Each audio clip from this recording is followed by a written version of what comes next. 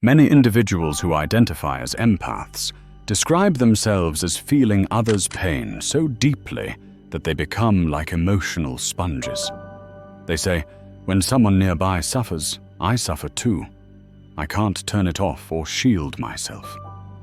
This experience is so widespread that it has taken on a nearly spiritual significance, an idea that certain humans are born with a heightened sensitivity, almost a divine gift, to perceive and carry the suffering of others. However, when we examine this phenomenon through Carl Jung's depth psychology, it offers a different perspective on these intense, empathetic experiences. A more difficult and potentially uncomfortable perspective arises. Jung noted that this heightened sensitivity is not always true empathy. Frequently, it is an unconscious pattern formed in childhood that causes a person to mistake emotional fusion for genuine compassion. This distinction is crucial. Experiencing another's pain does not automatically equate to empathy.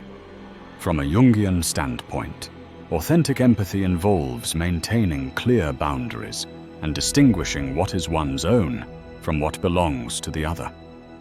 What many refer to as being an empath is, in fact, a survival mechanism of the psyche. Children raised in unstable homes with unpredictable adults around them quickly learned that their emotional security depended on monitoring and regulating their parents' moods.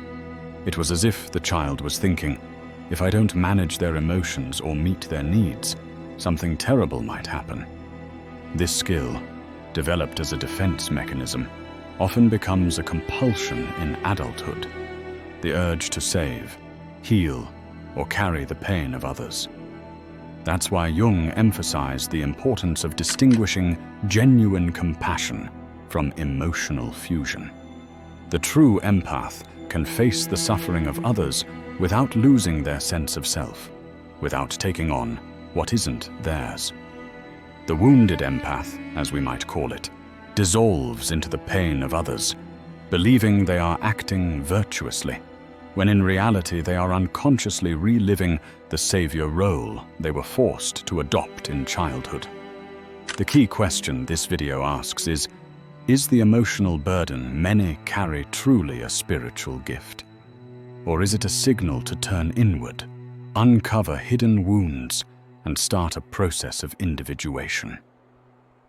This is the journey we will now undertake, uncovering the psychological truth behind the myth of the empath and the insights of Carl Jung that can radically alter our understanding of this sensitivity.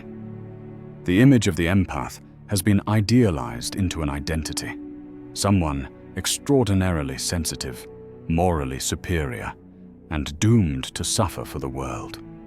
This alluring, socially praised narrative blurs two distinct psychological experiences: genuine empathy and emotional fusion.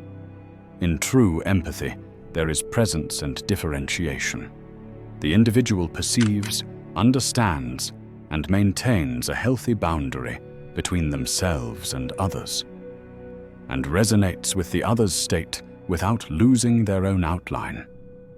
In emotional fusion, however, the opposite happens. Psychic boundaries break down, the self yields to the affection of others, and the individual starts to carry, as if their own, burdens that are not truly theirs. This is not virtue, but chronic vulnerability. From an analytical psychology standpoint, such fusion is often driven by autonomous complexes that activate in response to another's suffering. When a complex is mobilized, it temporarily seizes consciousness, taking control of the individual's awareness. It narrows perception and imposes an old script on the ego, one of saving, appeasing, or absorbing. The individual believes they are acting with compassion, but in truth, they are identified with an archetypal role, often that of the wounded healer, which provides a sense of identity and meaning at the cost of their emotional integrity. The idealized empath is not merely feeling. They are repeating a pattern. It is crucial to distinguish three phenomena often conflated in everyday language: emotional contagion, empathy, and compassion. Emotional contagion is the most basic and automatic. It occurs when an affect or emotional state catches hold of a person without conscious effort. Empathy requires both cognitive and affective understanding, with a clear distinction between what belongs to the other and what belongs to oneself. Compassion involves an active willingness to care without losing sight of one's own boundaries. When emotional contagion occurs without differentiation, the individual becomes disorganized, loses clarity, and seeks relief by trying to control the other rather than managing their own responses. Genuine empathy manifests as a steady presence and healthy boundaries, while compassion involves measured actions that help without confusing one's identity with that of the other. So why is emotional fusion often celebrated as a virtue? Because it yields powerful secondary psychological benefits. First, it provides an identity narrative. I am a good person because I feel everything from everyone. Second, it offers a sense of magical control. If I regulate the other, I will finally find peace. Third, it helps avoid confronting one's own shadow, anger, needs, ambitions, or boundaries by projecting personal pain onto others. In Jungian terms, the persona of kindness masks dark contents that consciousness cannot tolerate. Sensitivity then becomes a stage for subtle moral superiority, which justifies invading others' boundaries and maintaining a sense of moral righteousness. I understand what the other needs and continue to sacrifice myself, unable to prioritize my own well-being. The outcomes are foreseeable: emotional exhaustion, unbalanced relationships, silent resentment, and a cycle where I am expected to be the savior, carrying the burden. Often, a psychological triangle forms, sometimes as the savior, sometimes as the victim, or the persecutor, shifting roles as reciprocity breaks down and frustration builds. I feel I attract problematic individuals, but in truth, I choose them and offer myself as an emotional regulator free of charge. When the other fails to improve and refuses to do so, it's because this is an intrapsychic task that cannot be transferred or delegated. The empath swings between guilt, feeling they haven't done enough, and indignation, believing no one reciprocates their efforts. A common misconception is confusing boundaries with coldness. Boundaries are not barriers to love. They are the conditions that prevent love from turning into fusion, control, or resentment. Without boundaries, empathy can become emotional appropriation, where I invade the other's space to help while neglecting my own. With boundaries, the person offers clear presence, attentive listening, validation, responsibility, and when needed, the courage to say no. These boundaries preserve love's integrity, ensuring it remains healthy and genuine. The idealized empath often experiences panic when faced with no, as rejection threatens their persona and triggers the fantasy of abandonment. Consequently, they turn care into self-punishment and kindness into self-neglect. Socially, family, school, and religious settings often praise selflessness without distinction, equating goodness with being limitless. This makes emotional fusion applauded, while healthy boundaries are labeled selfishness. Such cultural messages lead the individual to mistake anxiety for intuition, feeling an urgent need to resolve issues immediately, and hypervigilance for genuine sensitivity. I read the room like no one else. The reading is real, but the interpretation is often distorted by old threats. The organism has learned to monitor moods, as if survival depended on it. And this skill, useful in the past, becomes a constant, exhausting radar in adulthood, draining the nervous system and demanding attention. Signs of this myth in action include struggling to tolerate others' discomfort without intervening, feeling compelled to advise, mediate, or fix, finding it hard to ask for help or accept it without emotional cost, and experiencing disproportionate guilt when saying no or distancing oneself, and a self-esteem that shifts with the emotional states of those around. In Jungian terms, the ego has become overly permeable. Individuation is hindered because the self is continually absorbed into the immediate collective, family, partner, friends, work group. The outcome is a life driven by others' feelings, with little symbolic independence to support choices that defy expectations. The key question is, how does this pattern establish itself so early and so profoundly that it appears innate and given? The answer lies in revisiting the original scene, childhood, where effective vigilance was, in fact, a matter of psychic survival. It is from this origin that the compulsion to save arises, and where the path to healing begins. This is the focus of the next section. If this content resonates with you, please click the subscribe button and support the channel. Thank you for your support. To understand why so many people identify as empaths, yet feel overwhelmed by others' pain, we must revisit early childhood, the time when the core of the psyche is formed.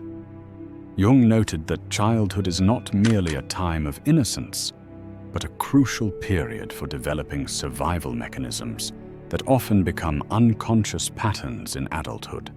For the false empath, this process starts at home, especially in the presence of emotionally unstable or absent parents.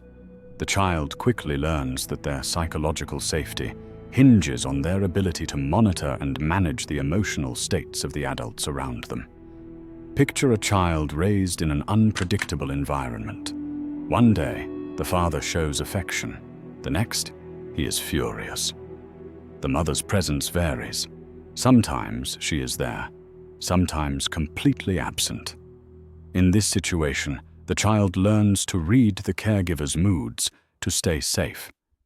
If the adult appears close to losing control, they try to soothe, smile, and comfort, even if they are terrified inside.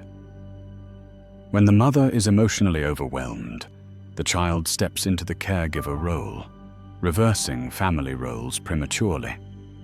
The unspoken message is obvious. My survival depends on bearing and resolving others' pain. Although this mechanism helps them survive a hostile environment, it comes with a heavy, devastating toll. The child grows up lacking the essential experience of distinguishing what is theirs from what belongs to others. They do not establish firm psychic boundaries because their identity was shaped early on by the needs of others. Jung would describe this as the loss of differentiation, a failure that obstructs healthy individuation. Practically, the adult remains burdened, feeling responsible for maintaining emotional balance. To grasp what Jung meant by true empathy, one must first clear up the confusion between feeling with someone and merging with that person's suffering. Authentic empathy, from a Jungian perspective, is not about surrendering one's identity, but about maintaining a lucid presence, allowing one to witness another's pain without losing oneself. It is an act of conscious awareness, not collapse into the other's emotional field. While the false empath dissolves into the emotional experience of others, the genuine empath preserves a clear boundary between what is theirs and what belongs to the other, safeguarding their psychic integrity. This distinction may seem subtle, yet it is deeply significant. The false empath feels invaded, overwhelmed, and drained. Their listening is anxious. This stems from the unconscious belief that they must find a solution to erase the other's suffering, fearing that otherwise something terrible will happen. The true empath, however, listens calmly, understanding that the pain belongs to the other person, and that their role is not to heal, but to witness and support. The first is caught in the compulsion to rescue, while the latter is free to simply be present. Jung described this phenomenon through the concept of differentiation, which involves recognizing oneself as a separate being with clear boundaries, capable of relating without losing one's sense of self. This process is vital for individuation, allowing for healthy, autonomous relationships, because only a differentiated self can form authentic bonds. Without differentiation, encounters become mere fusion, which, despite seeming like closeness, is actually a trap. In fusion, no one is truly present, as both parties get lost in a web of needs and projections. Genuine empathy demands emotional maturity. It's not just about feeling, but also about holding space. It involves being with human suffering without fleeing from it or rushing to fix it. It is about recognizing pain as an inherent aspect of the human condition, an essential part of existence itself, without bearing the weight as if it were a personal duty. This approach is harder because it lacks the illusion of power. There's no fantasy of saving the other, but that makes it more genuine and transformative. A true empath can sit with someone in their collapse without taking it on internally. They provide support, presence, and acceptance, but do not assume the lead in the other's story. It's as if they say, "I am here with you, but the path is yours." This attitude, far from being coldness, is the highest form of respect, honoring the other's pain as theirs, and recognizing oneself as an autonomous individual. Jung identified the confusion between fusion and empathy as a major barrier to individuation. When someone believes their sensitivity means absorbing others' pain, they neglect developing their own internal resources to handle their suffering. Instead, they focus on extinguishing external fires, leaving their internal fire hidden and unchecked. The true empath, by maintaining healthy boundaries, does not run away from themselves. They can turn inward, face their own complexes, and acknowledge their shadow. As a result, their empathy becomes more genuine because it stems from self-awareness rather than avoidance of uncomfortable truths. However, this maturity does not develop automatically. It relies on a process Jung regarded as fundamental to psychic growth, individuation. It is through individuation that toxic fusion can be transformed into authentic compassion. In the next section, we will examine how the journey of individuation, particularly as Jung discusses in The Undiscovered Self, offers the essential pathway for this transformation. Revealing that differentiation is the only way for individuals to stop carrying others' pains and start living authentically. This process is crucial. For Jung, the entire struggle of the so-called empath can only be resolved through individuation. In simple terms, individuation is the journey of becoming one's true self by integrating fragmented parts of the psyche into a more conscious whole. However, for this transformation to happen, an essential step is required: differentiation. Differentiating involves recognizing and establishing the boundaries between the self and the other, allowing genuine selfhood to emerge, between what is mine and what is part of the external world. Without this distinction, psychic life stays stuck in mergers and identifications, like the false empath who bears pains that aren't theirs. In The Undiscovered Self, Jung warned of the danger of losing one's individuality under collective pressures. He explained how dissolving into the mass causes people to lose their sense of self and become susceptible to unconscious forces, both within and outside. Although he was warning about the threat of totalitarian social movements, his insights highlight the importance of maintaining personal boundaries to preserve identity. The same logic applies when considering the psyche of a wounded empath. By immersing themselves in the emotional states of others, they lose touch with their own core. Their life becomes a reflection of others' suffering, and their sense of autonomy becomes an illusion. Differentiation, then, is more than a skill. It is a profound act of individuation. It involves recognizing, I feel your pain, but I am not your pain. I can be present with you, but I cannot live your life.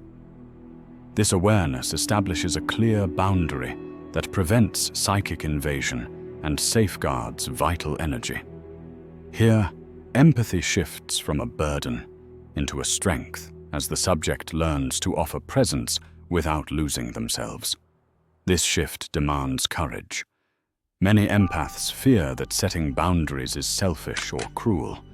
However, Jung argued that true cruelty lies in denying oneself, dissolving into exhaustion, resentment, and emptiness. A healthy boundary does not push others away. Instead, it fosters authenticity by enabling two complete subjects to meet, rather than two halves merged in dependency.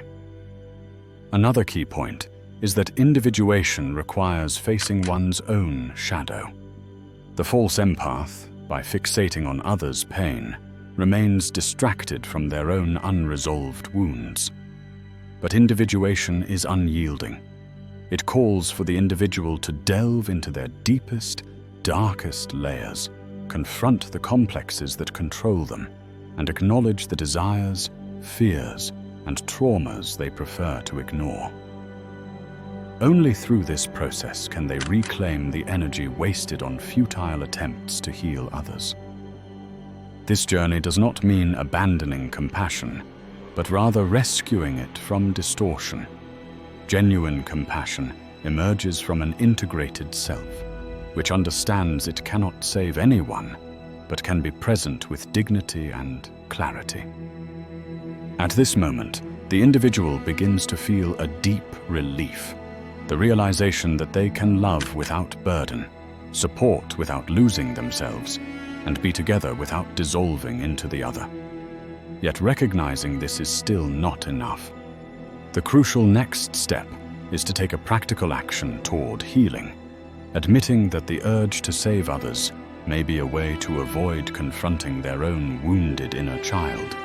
It is this act of self-confrontation, difficult but ultimately freeing, that we will examine in the conclusion. We have arrived at the most difficult insight of this reflection. The tendency to save others, often praised as a virtue, might actually be a clever way to avoid confronting one's own suffering. Jung demonstrated that as long as we stay caught in this cycle of emotional merging, we are doomed to replay the same childhood script, where the child thought their survival depended on managing the moods of adults. Consequently, adulthood becomes a stage where this wounded child persists in playing their familiar role, unable to break free from the past. Constantly searching for love and security by trying to carry others' pain is an impossible task.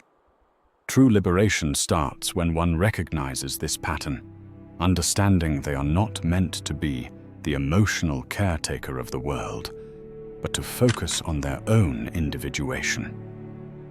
This realization is uncomfortable, as it challenges the identity built around being an empath. Admitting that what appeared to be a spiritual gift might actually be a psychological wound is painful. Yet, it is in this brutal honesty that the path to healing truly begins. True empathy, as we have seen, is not fusion. It is lucid presence. It is the capacity to stand before suffering without losing oneself. It involves offering support without depriving the other of their responsibility for their own life. More deeply, it recognizes that by caring for oneself, by restoring boundaries and confronting personal wounds, you become capable of offering the world something far more valuable than exhaustion, an integral, clear, and transformative presence. Does this mean abandoning the urge to save? No. It means redirecting that energy to where it truly matters, inside, toward oneself.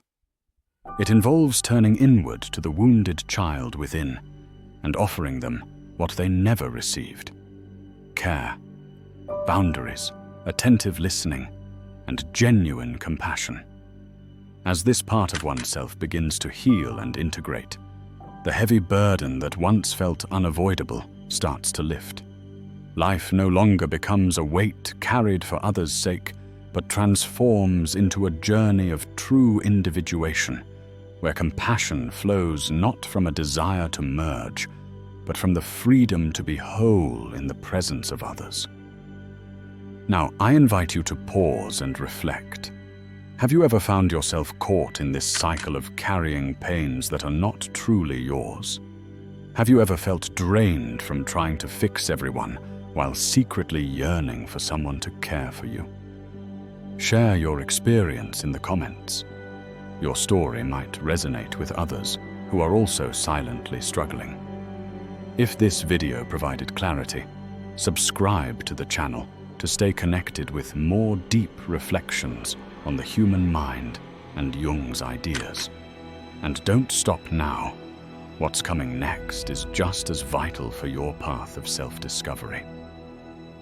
Keep watching, because each step in this journey could be the key to transforming not only your relationships, but also how you understand yourself. But above all, how you truly connect with yourself.